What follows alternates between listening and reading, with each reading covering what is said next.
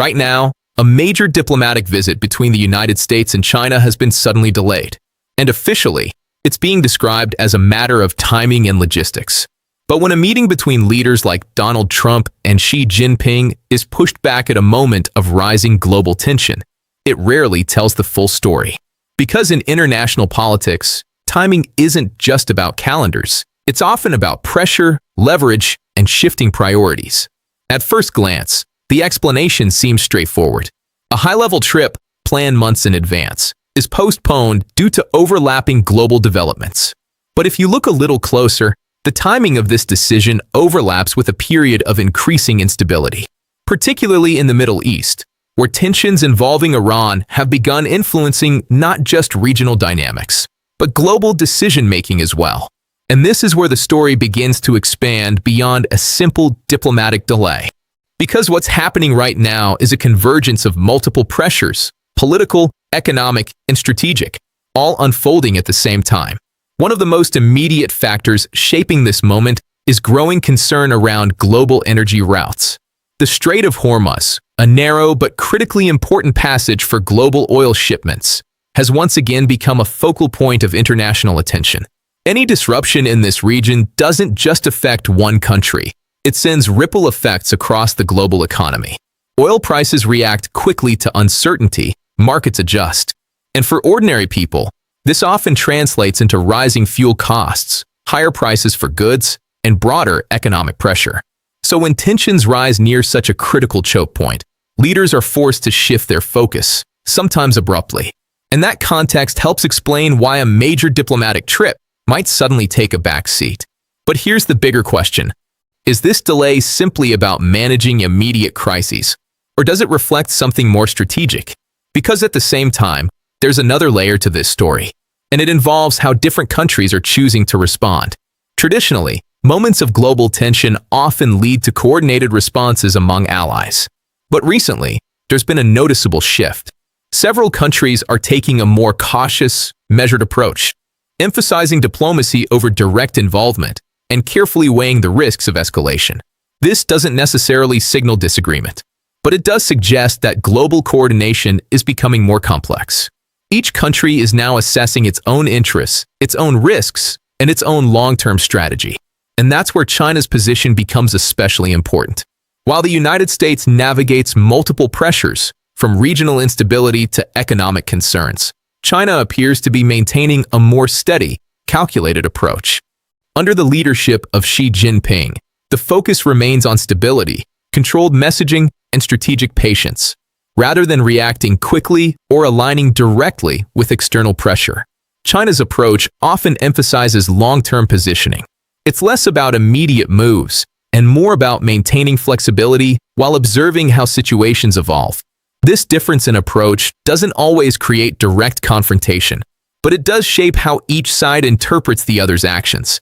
And in moments like this, even a delayed meeting can carry symbolic weight.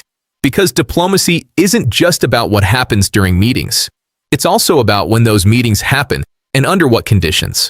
At the same time, economic factors are quietly adding another layer of complexity. Trade relations between the United States and China have gone through cycles of tension and stabilization over the years.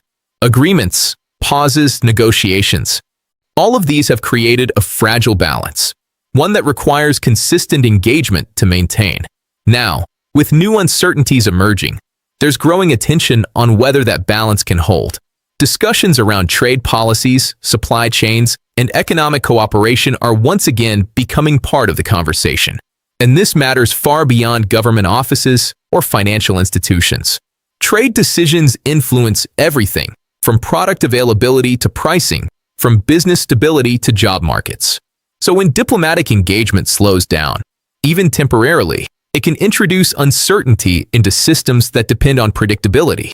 But perhaps the most important part of this story isn't any single event. It's the way these events are connecting.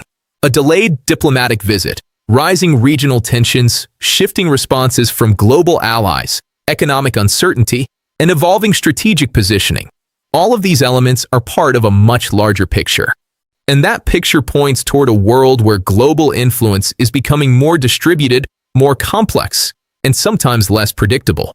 For decades, International systems have relied on relatively stable patterns, clear alliances, established economic flows, and predictable diplomatic engagement.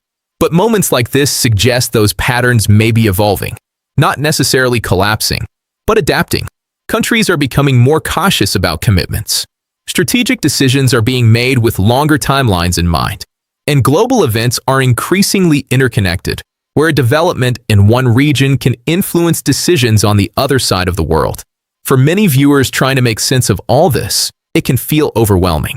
Headlines move quickly, narratives shift, and it's not always easy to see how everything fits together. But at its core, this story is about understanding relationships between countries, between economies, and between decisions and their consequences. It's about recognizing that a postponed trip isn't just a scheduling issue.